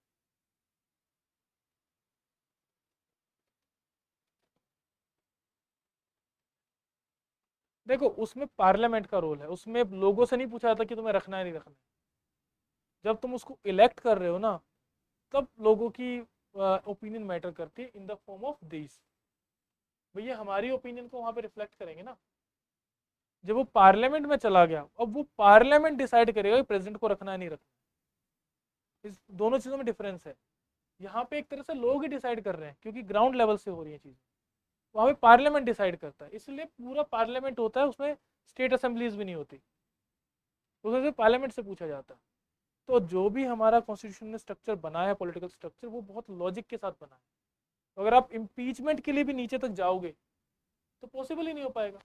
ऑलरेडी इम्पीचमेंट का प्रोसेस बहुत हार्ड है, 3/4 ऑफ द वोट चाहिए, जो मैक्सिमम किसी में वोटिंग चाहिए वो प्रेसिडेंट के इम्पीचमेंट में चाहिए। 2/3 मेजोरिटी चाहिए, 3/4 मेजोरिटी चाहिए, ये ध्यान रखना, शायद नहीं पड़ा होगा, दोबारा देखो जाके एक बार। तो अगर तुम देखो ना स्पेशल मेजोरिटी, वो भी क्लासिफाइड है अलग अलग तरीके से। 3/4 सिर्फ एक ही चीज़ के लिए चाहिए, फिर 2/3 चाहिए, 2/3 और स्टेट का रोल चाहिए, उसका 2/3 विद मतलब कि सिर्फ 2/3 चाहिए, फिर उसका सिंपल मेजोरिटी, समझ रहे हो। और उसके बाद एक और मेजोरिटी, मतलब मेजोरिटी में गिना नहीं जाता वो, पर कोई भी रेजोल्यूशन अगर आपको लेके आना तो उसके लिए 50 से 100 मेंबर की सहमति चाहिए, लोकसभा और राज्यसभा और लोकसभा के हिसाब से। तो ये जो जितनी भी चीज़ें हैं, आ जाओ, जितनी भी चीज़ें हैं वो सारी की सारी वेल डिफाइंड है, बहुत लॉजिकली हैं, राइट। तो जब भी आप ये चीज़ें पढ़ रहे हो तो I just want you to have logics behind it. ये आपको किसी बुक्स में नहीं मिलेंगे, और बुक्स में लेने के लिए जाओगे तो आप एक ही चैप्टर को पूरे साल भर पढ़ते रहो।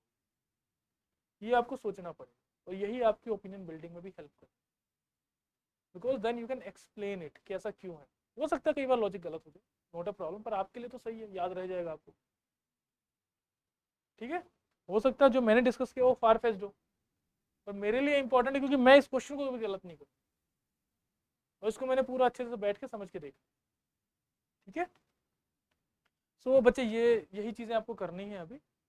And to students who are giving any exams, make a calendar of it, पूरे साल भर का कैलेंडर बना लो। नेक्स्ट ईयर 24 को आपका यूपीएससी प्रीलिम्स है, तो एक वट एवर डेट इज 24 होगा, वैसे एक दिन पहले चला जाता है डे वाइज। तो जस्ट सी टू इट, कोई प्रॉब्लम नहीं है, आप कैलेंडर अपना बना लो, जाना आकांश। अच्छा, अगर अपना एक कैलेंडर बना लो पूरे साल भर का, सो that you have a plan. जैसे मान लो कोई शादी है, घर के अंदर शादी, भाई की शादी या सिस्टर की शादी, आपको पता है कि 1 महीना जाएगा इसमें, तो आप अपना 1 महीना काट दो ना प्रिपरेशन में से, कि भाई मेरे पास 12 नहीं सिर्फ 11 मंथ है पढ़ने के लिए, 1 महीना तो जाना है मेरा। जब आपके पास 11 मंथ तो आप अभी से स्पीड अप करोगे। ऐसे कुछ चीज़ें जो नहीं कर, जो आपको एक्स्ट्रा करनी तो आप शायद रख लोगे। तो you should have a plan.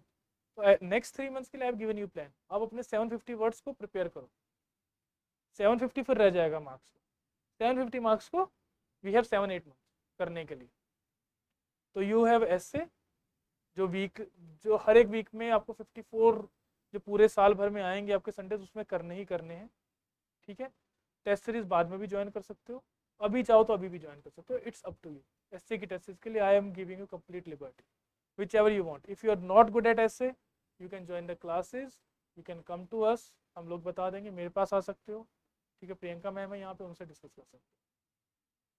Then what you have optional, optional के लिए you join what test series. मैं हाईली रिकमेंड करूँगा कोई एक टेस्ट सीरीज ज्वाइन करो, उसको ज्वाइन करके उसको डिलीजेंटली फॉलो करो, उसको अपना मेन बना लो कि 3 महीने सिर्फ ऑप्शनल के लिए ही है, ठीक है। If you have in between any exam EPFO वगैरह, तो ईपीएफओ को पहले प्रिपेयर करो, उसके बाद फिर 2 महीने, 2.5 महीने या 3 महीने अपने एक्सटेंड कर लेना। 1 महीने में तो ऐसा कुछ होगा नहीं, वैसे भी आप पूरा रिवाइज ही कर रहे हो ना ईपीएफओ का, जीएस को, तो 1 महीना जो जीएस में बाद में दोगे उसको अभी निकाल लो। तो मेक अ प्लान बहुत इंपॉर्टेंट है, हैव द टारगेट्स। उसके बाद न्यूज़पेपर डेली पढ़ना है, दैट इज़ मोस्ट इंपॉर्टेंट। साथ में करंट अफेयर मैगजीन कोई अपना उठा लो, उसको ज़रूर करो, ठीक है। और क्यूरियोसिटी ऑफ माइंड, कोई भी चीज़ आप लेते हो, आई एम नॉट सेइंग कि हर चीज़ में एकदम से जाना शुरू करो। तो जैसे मान लो हमने बिस्किट लिया, तो बिस्किट के पीछे कुछ लिखे होते हैं इंग्रेडिएंट्स, एक बार थोड़ा थोड़ा पढ़ लो। इसमें नहीं आएगा, स्टेट सर्विस में मिल जाएगा कुछ। हरियाणा में कैस्पा टीम वगैरह पे क्वेश्चन आया हुआ था, that was related with these artificial sugars.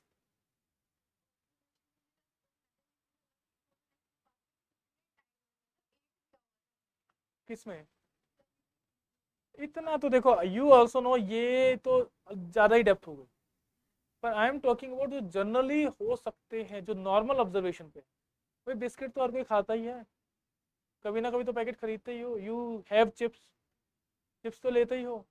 एक बार उसके इंग्रेडिएंट्स पढ़ने में क्या जा रहा है, उसके ऊपर फसाई लिखा होता है। एक बार क्वेश्चन यही पूछा गया था, रेड और ग्रीन स्पॉट्स पे पूछा गया था, उसका सबको पता चल गया कि अच्छा रेड और ग्रीन भी होता है, पर कभी किसी ने देखा ही नहीं कि वो भी आया है। जो वेज चीज़ें हैं उस पर ग्रीन रहेगा, जो नॉन वेज है उस पर रेड रहेगा। ठीक है, क्वेश्चन आया है ये किसी एग्जाम के अंदर, I am not remembering that. उसके बाद सब बच्चों को पता है कि हाँ ये दो होते हैं, उससे पहले किसी को नहीं पता था। How much we observe, I am just telling you this thing, हम कितने ऑब्जर्वेंट हैं। And as an officer you have to be observant बच्चे, क्योंकि आपके नीचे बहुत सारे लोग काम कर रहे हैं। अब उनको वो चाहिए जो वो कर पाए, जो नहीं कर पाएंगे उन्हें क्यों चाहिए ऐसा इंसान। आप में कुछ अलग तो है नहीं जो आपको घर से उठा के ले जाएंगे। You have to become, you have to bring those qualities. तो उन क्वालिटीज के लिए बहुत जरूरी है आप ऑब्जर्वेशन पावर अपनी बढ़ाओ। उसके लिए आपको ये नहीं है कि बहुत कुछ करना है, अलग से आंखें फाड़ के देखना चाहिए। आपको सिंपल ही है कि आप कुछ भी खरीदते हो, आप कुछ भी चीज़ देखते हो, कुछ लगता है ये अलग लग रहा है, उसको एक बार देख लो उठा के। आपको लग रहा है इसमें बहुत टाइम वेस्ट होता है, आप टारगेट बना लो कि दिन की 2 चीज़ें मैं ऐसी देखूँ। आप ये मत सोचो कि मुझे सारी चीज़ें ही देखनी। And develop reading habits. Avoid any kind of YouTube पे शॉर्ट्स वगैरह, इंस्टाग्राम शॉर्ट्स, उसको अवॉइड करो। That are most time wasting. वो सबसे ज़्यादा टाइम वेस्ट करते हैं, क्योंकि शॉर्ट्स के अंदर क्या होता है, you can sit for 5 to 6 hours, पता भी नहीं चलेगा कैसे निकल गया टाइम। आवर्स निकल जाते हैं, why? Because multiple type of content रहता है, एक एक मिनट का रहता है। आप एक चीज़ को 5 घंटे देखो, बोर हो जाओगे। इवन लाफ्टर चैलेंज आप देख लो 5 घंटे, एक पूरा सीरीज आप देख लो 12 घंटे में बोर हो जाओगे। आपका मन नहीं करेगा नेक्स्ट डे टीवी देखने का। आप शॉर्ट्स को देखो 12 घंटे तक, आपको कोई पता ही नहीं चलेगा। Why? Because mental stimulus is changing. जब आप कोई सीरीज देखते हो आपका मेंटल स्टिमुलस एक टाइप का था, उसके बाद वो आपको थका देता है, सेचुरेशन आ जाता है। इसके अंदर सेचुरेशन नहीं आता। तो shorts are the most dangerous thing for any student, any children, किसी के लिए भी। इवन वो आपका फोकस भी खत्म कर देता है, बिकॉज आपके माइंड को हैबिट बन जाती है अलग अलग चीज़ें हर एक मिनट के बाद देखने की। आप कंटेंट देखो, if you want to observe, observe करो खुद से। आप देखोगे पहले क्रिकेट आ रहा है, उसके बाद कुछ मोटिवेशनल वीडियो आ जाएगी, कोई हेट स्पीच वगैरह आ जाएगा, एक्सट्रीमिज्म आ जाएगा, कोई एक्सप्लेनेशन आ जाएगी, कोई एडवर्टाइजमेंट भी आ सकती है बीच में, फिर कुछ और आ जाएगा। तो आप ये देख लो अगले 10 15 20 मिनट में ना 10 20 चीज़ें चेंज हो रही हैं, वो अगले 6 7 घंटे तक हुए जा रही हैं। तो आपको नहीं पता चलेगा टाइम कैसे निकल रहा है। और इट इज़ साइंटिफिकली, मतलब स्टडीज जो हो रही हैं, दे आर टेलिंग अस कि इससे जो फोकस है वो सबसे कम हो रहा है। It is actually depleting your focusing power. तो अगर आपको वीडियोस देखने हैं तो हैव सिलेक्टेड थिंग, शॉर्ट्स तो देखो ही। शॉर्ट्स एंड दीज थिंग जो 1 1 मिनट वाली टिकटॉक वीडियोस जो होती थी पहले, अब तो खैर हर कोई दे रहा है, इनको तो बिल्कुल भी मत खोल के देखो। हाँ, whatever you need sir वो देखो। You can utilise these social media channels in a better way, you can also utilise in a dangerous. वो आपके ऊपर। Science is both a friend and what से मास्टर, या जो भी है, बोन एंड बेन दोनों है साइंस टेक्नोलॉजी आपके लिए। तो आपके ऊपर डिपेंड करता है आप उसको यूज़ कैसे करते हो। Because I have personally seen बहुत टाइम वेस्ट होता है इसमें, तो you have to avoid that time. ठीक है, तो नेक्स्ट ईयर के लिए I think it is clear. एक बार समराइज कर लेते हैं। फर्स्ट ऑफ ऑल तो बच्चे, you develop a curious mind, inquisitive mind develop करो। इंक्विजिट माइंड का मतलब ये नहीं कि कहीं से जाके कोर्स वगैरह कुछ लेना है। आपके सामने बिस्लरी की बोतल देख लो, उसमें क्या क्या है, क्या लिखते हैं वो लोग। ठीक है, you are buying a mobile phone, you are buying a new car, उसमें नई नई टेक्नोलॉजीज होती हैं। भाई जो स्पेशल न्यू टेक्नोलॉजी वो मेंशन करते हैं ना साइड में, उनको देख लो। कोई फ्रेंड कार बाय कर रहा है, वो कह रहा है कि I am going to buy SUV 300, तो एक बार तुम उनसे उन्हीं से पूछ लो यार इसमें अलग अलग क्या है। You should have question, question पूछने की हैबिट होनी चाहिए, एंड वो भी राइट क्वेश्चन, कि अलग क्या है इसमें, ऐसा क्यों कर रहे हो। When you have this habit ना, तो वो आपको नई इन्फॉर्मेशन देगी, आपको इक्विप करेगी। क्वेश्चन पूछना कभी गलत नहीं होता, ये ध्यान रखो। गलत टाइम पे गलत क्वेश्चन पूछना गलत होता है। तो अपने क्वेश्चंस को इस तरह से टारगेट करो कि उनके अंदर कुछ एसेंस रहे, जिससे आप कुछ गेन कर पाओ और सामने वाले को भी बताने में मजा। ठीक है, ही विल टेल यू कि ABS है इसके अंदर, हिल असिस्ट है इसके अंदर। अब देखो हिल असिस्ट क्या होता है, इसके अंदर एक्सेलरोमीटर भी है, इसके अंदर these we have airbags भी है। देखो एयर बैग्स कैसे वर्क करता है, कि वे हवा कहाँ भरते हैं वो लोग, एकदम से इतनी आ जाती है, कहाँ भरी होती है, टायरों में क्यों नहीं डाल देते। ट्यूबलेस टायर्स वो कैसे वर्क करते हैं। तो whatever you see, phone use कर रहे हो, टैबलेट्स यूज कर रहे हो, चैट जीपीटी आ गया, आधे बच्चों को चैट जीपीटी शायद खोल के नहीं देखा हो कभी, जो इतना चल रहा है, because we are bookworms, वो नहीं देखेंगे, कुछ और देख लेंगे। तो ये चीज़ें अपनी करो, थोड़ा एक्सपेंड करो अपने होराइजन, ठीक है। तो इंक्विजिट माइंड बनाओ। दूसरी चीज़ फोकस रखो। अभी 3 मंथ्स के लिए you can give to optional, और ऑप्शनल को 3 महीने चाहिए होते। Even if you divide your 12 months, तो अगर आप 3 महीने ऑप्शनल को डेडिकेटेडली दे रहे हो और 9 मंथ्स अगर आप जीएस को दे, तो I don't think it is not fair enough, it is very much fair enough, आराम से कर सकते हो। 9 months more than enough, already पढ़ चुके हो पहले, ये नहीं कि फर्स्ट टाइम पढ़ रहे हो। तो you can give 3 months to your optional and rest of the month for GS.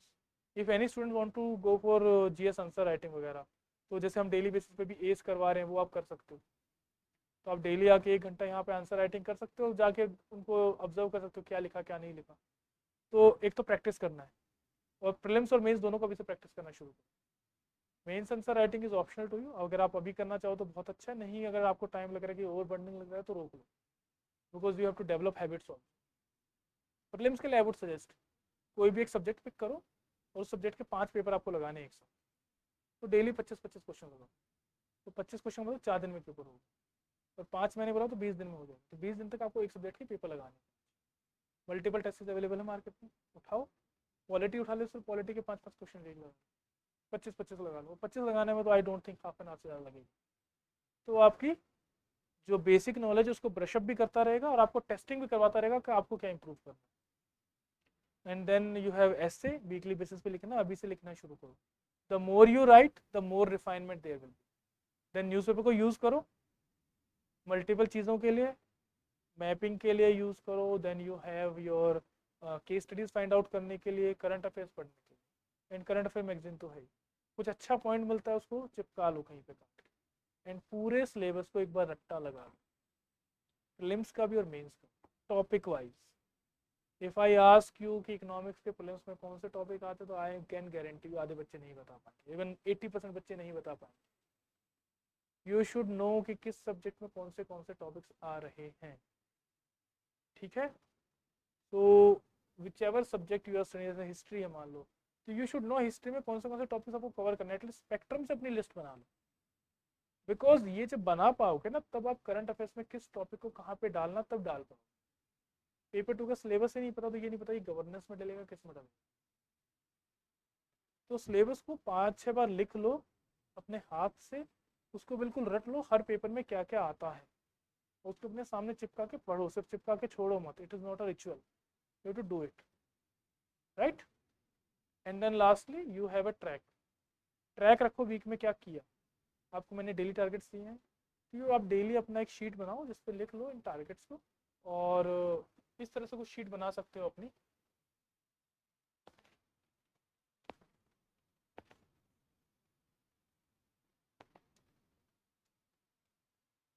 ये अपना शीट बना सकते हो, यहाँ पे आप मंडे ट्यूसडे वेडनेसडे ऊपर लिख लो 7 डेज का, थर्सडे फ्राइडे सैटरडे संडे, ठीक है। और यहाँ पे अपने टारगेट्स लिख लो, जैसे ऑप्शनल किया या नहीं किया। ऑप्शनल के जैसे 2 क्वेश्चन मैंने बोला डेली लिखने के लिए, 1-2 क्वेश्चन ऑफ ऑप्शनल, एक लिखा तो एक लिखो, 2 लिखा तो 2 लिखो, सो दैट वीक में आपको ही पता रहे कि आप कितना पढ़े हो। वरना हम कहते तो आप पढ़ बहुत रहे हैं पर जा कहाँ रहे हैं ये नहीं पता चलता, तो ये आपको बताएगा कहाँ जा रहे हो। तीसरी चीज़ लिखो आप क्या कहते हैं, ऑप्शनल आपने लिख लिया, then you can write newspaper cover किया है नहीं किया, तो दो यू हैव एन आइडिया कि कितने दिन का न्यूज़पेपर छूटा है आपका। तो एक वीकली चार्ट आपको बनाना है, और वीकली चार्ट में you have to write down कि क्या क्या आपके टारगेट्स थे। सी सेट को आई हैव सेड यू कि आपको दिन के मान लो 50 क्वेश्चन करने हैं, या दिन के 20 क्वेश्चन या 30 क्वेश्चन करने, तो आपने कितने क्वेश्चन किए वो लिखो यहाँ पे, और किस टॉपिक से किए तो वो भी लिख दो साथ में। I have told you MCQs लगाने हैं डेली, तो एमसीक्यूज लिखो यहाँ पे, और यहाँ पे लिखो कि कितने एमसीक्यूज आपने किए।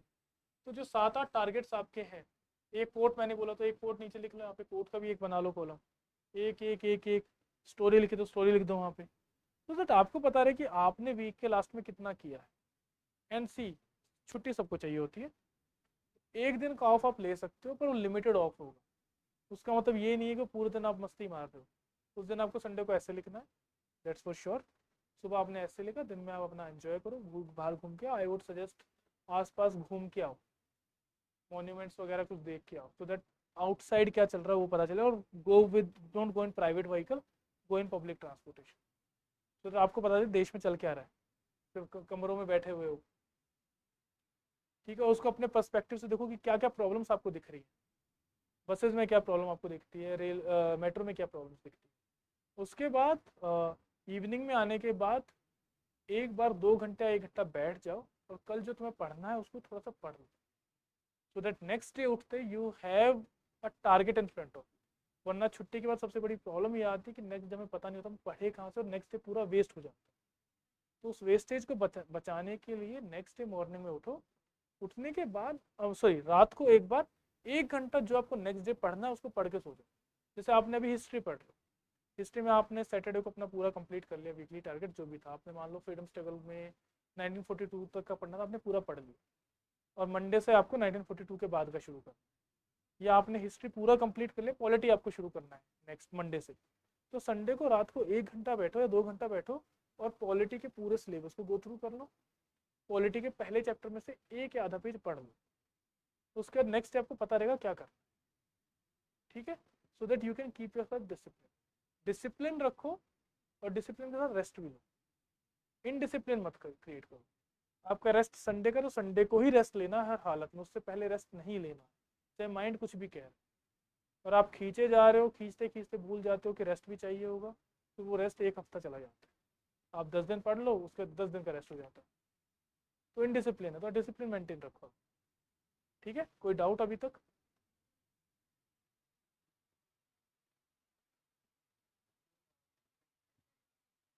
हम्म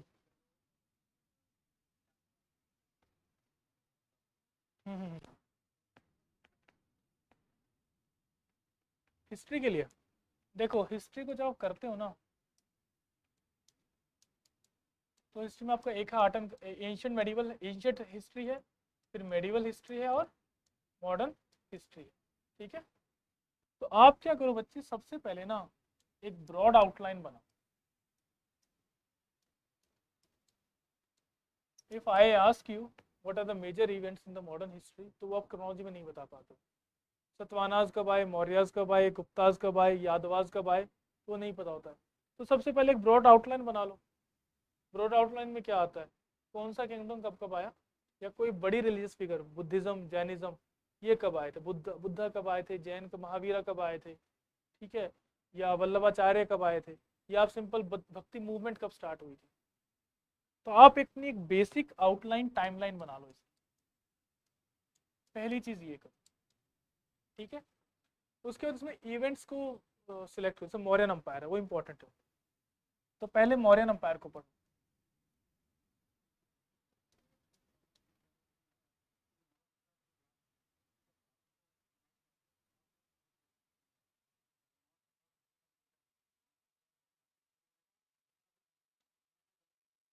ऐसा एक टेबल बनाओ, ठीक है।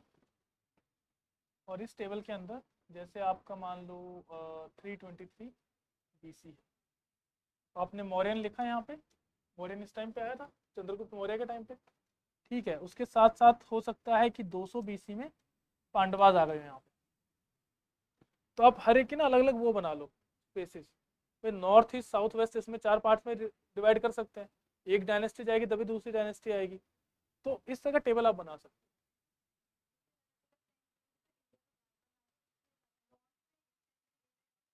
वो भी कर सकते हो।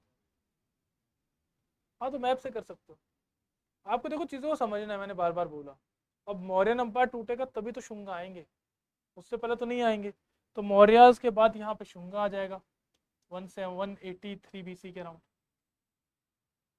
ठीक है। तो एक मोटा मोटा टाइम टेबल आप बना सकते हो, टेबल बना सकते हो आप, थोड़ा सा शुरू। और इवन आई वुड सजेस्ट कि इसको ना गूगल शीट पे बनाओ या एक्सेल में बनाओ, उससे क्या होगा कि उससे आप ना जो कुछ ऐड करना सेपरेट करना वो कर पाओगे।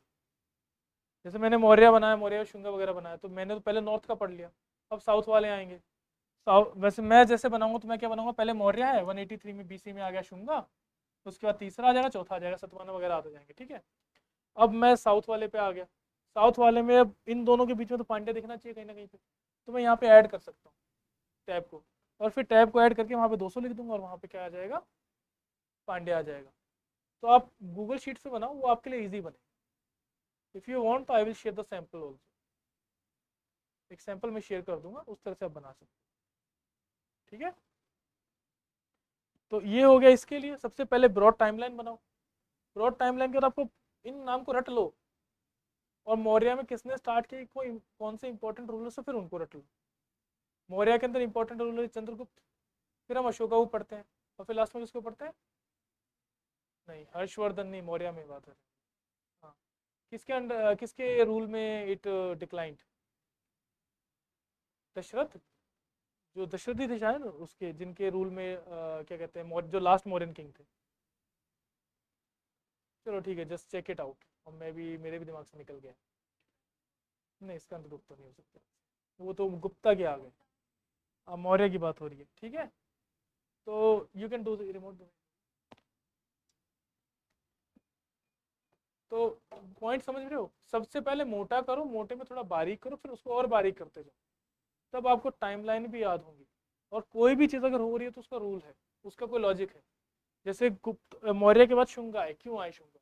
बिकॉज बुद्धिज्म को बहुत ज़्यादा फेवर हो रहा था, और जो रूलर्स थे वो वीक थे। तो रिलीजन को यूज करते हुए पाशुपति पुष्यपुत्र शुंगा थे, उन्होंने इसको शुंगा डायनेस्टी को स्टार्ट किया।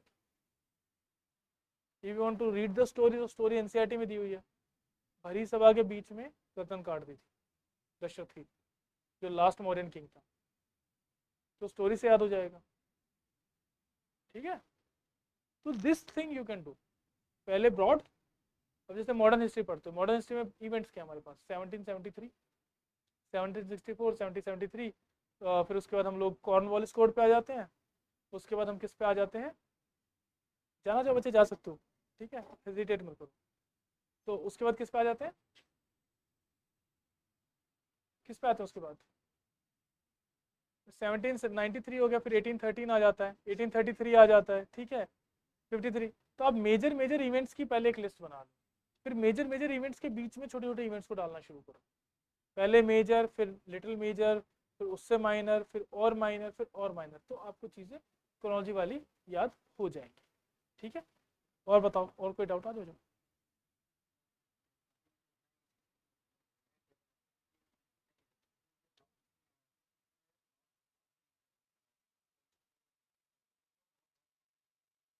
हम्म,